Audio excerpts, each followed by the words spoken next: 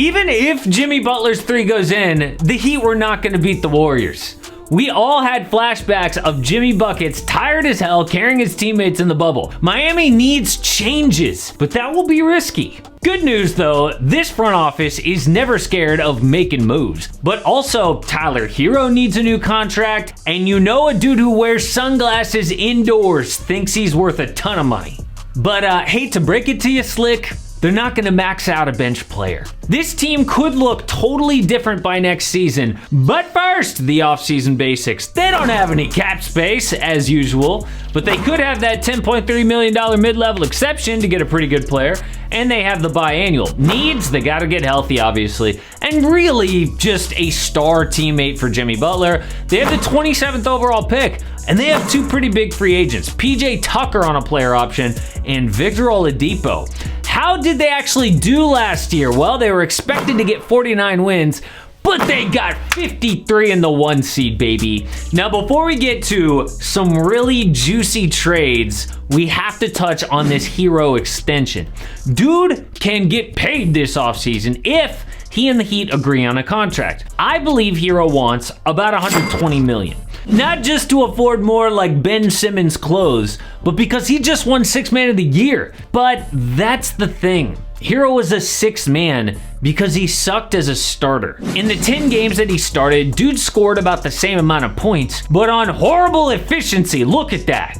He goes from the reason Miami wins off the bench to bad for basketball as a starter. I really hope the reason isn't playing against tougher competition, but I'm afraid it might be. Herro has had back-to-back horrible playoffs when the competition gets tough. In the bubble, we all fell in love with him. Since then, he has fallen off and been inefficient. Some people might say, oh, he was injured in the playoffs. Yeah, but also, competition gets tougher, and I don't know what the actual reason is, but this is a negotiation between the Heat and Tyler Herro. The Heat are going to show him those numbers and say, look, we're not going to pay you like a star, but Tyler Herro can become an unrestricted free agent next offseason. So don't be surprised if he gets traded if they don't come to an agreement. The next really important piece is Duncan Robinson.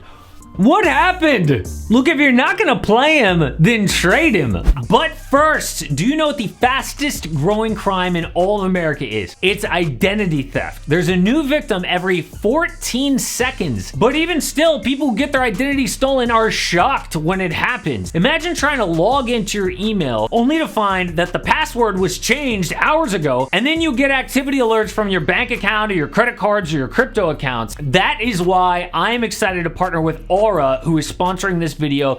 You may have seen Aura. They are the actual jersey patch sponsor of the Minnesota Timberwolves. Aura is identity theft protection, fraud monitoring, a VPN, password management, and antivirus software, all combined into one easy-to-use app. Aura monitors the dark web for your email, passwords, and social security numbers, and sends alerts fast, like right to your phone and your email. And fast is important when it comes to fraud, right? So you can connect your credit and your bank accounts to get notified of any changes up to 4 times faster than Aura's competitors. Their VPN allows you to stay anonymous online by keeping your browsing history and your personal info safe and encrypted.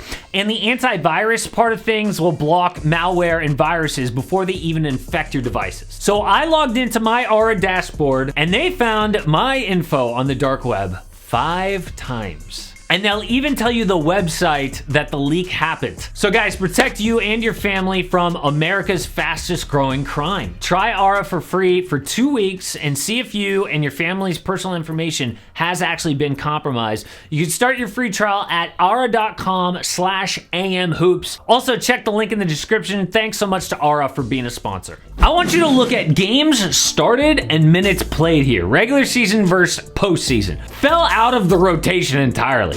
And he wasn't injured, he just can't play defense, which you need to do on the Miami Heat. Which, by the way, they already knew that before they paid him, so I don't get it. But you can't just not play your 4th highest paid player. That's like Draymond Green being unplayable for Golden State, or Talen Horton-Tucker being unplayable for the Oh. Well, anyway, it sucks. So who wants a one-way catch-and-shoot wing making like $17 million bucks? How about the Sixers get Duncan Robinson and a 2026 second for Danny Green and Furkan Korkmaz? The Heat get rid of Duncan for Korkmaz, who basically has the same issues. He fell out of the Sixers rotation for defense.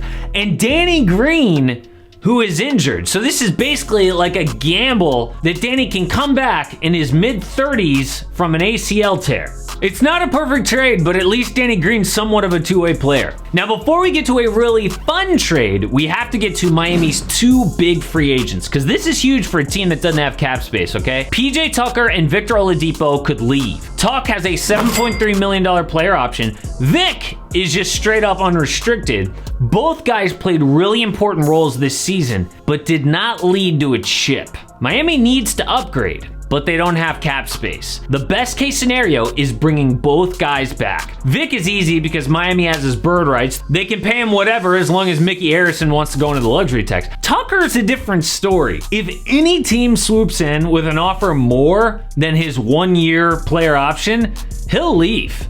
I mean, he's 37 years old. This will be his last contract. He has to take that money. Look, I know he just flipped those Back to the Future shoes for $64,000, but that is nothing compared to millions making basketball. The Bulls, for example, are one of many teams that could offer him the $10.3 million mid-level. Okay, now we can get to some franchise-changing trades. By the way, I'm not going to talk about the draft. Who really cares about the 27th overall pick? Sorry. But we know that Jimmy Butler cannot carry this team on his own. Kyle Lowry was a huge disappointment last year. His defense is overrated at this point. I know he got injured in the playoffs. His regular season defense was his worst in years. The good news is this front office is never afraid to make a big swing. They had no cap space in 2019. Big sign and trade for Jimmy Butler. No cap space at last offseason. Big sign and trade for Kyle Lowry. No cap space this season, who cares? Now, the dream move is getting Joel Embiid. Jimmy Butler and Joel respect each other so much from being teammates back in Philly. And Jimmy was not shy about that after beating the Sixers in the playoffs. That I love him. I'm proud of him. Yes. I still wish I was on this team. I definitely love the Miami Heat, though, man. I'm glad that I'm here, but I got so much respect and love for Joel Embiid. Does it get any more direct than that? Actually, maybe it does when he straight up said, picking Tobias Harris over me? Now, Joel Embiid, since he's on the Sixers, had to be a little less direct. He tweeted, Miami needs another star. Oh, trade rumors! No, just stop. That's ridiculous. Joel would have to straight up demand a trade, and even then it might not happen. He's got 4 more years left on his contract. He would have to pull a Ben Simmons, which is not Joel Embiid's personality. Also, he can't be traded, literally, for a year after signing a max contract. But just for fun, because people are talking about it, what would it actually take? The Sixers get Kyle Lowry, Bam Adebayo, Gabe Vincent, Max Strus, Tyler Herro, their 2022 and 27 first-round picks for Embiid and Tobias Harris. So Philly would get every good thing about the Heat's roster, including their young, cheap guys, Strus and Vincent, for Embiid and Toby Harris. Philly would make Miami take Toby's bad contract in this, and they would demand both first-round picks. That is a wild trade that couldn't happen until next year, so don't let anybody tell you that Miami can get Joel Embiid. But they do need someone. Jimmy cannot be a number 1 on a championship team. But the truth is, there just aren't better players than him out there right now. This is a list of all the big names who might be available, and no one here, even Zach LaVine, is better than Jimmy Butler. The best plan for the Miami Heat is to wait until the trade deadline or next offseason. By that time, another superstar might be available. Here's a list of guys to keep an eye on. There is a world where Damian Lillard, Kevin Durant, Chris Paul, LeBron James, and Embiid all become available by the deadline or next offseason. KD could leave if the Nets don't extend his boy Kyrie. If the Lakers are trash again, are we sure LeBron would say no to Miami?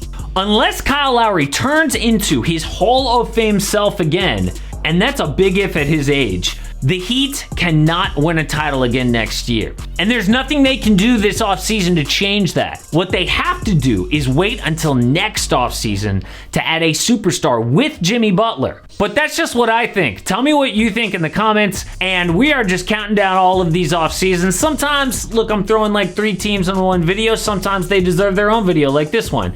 Next up, Bucks, Raptors, and then I got to do another one to throw in there. I'll have a look at the standings. If you guys want to suggest something, let me know. But until then, catch up on all the off-season videos with this handy-dandy playlist.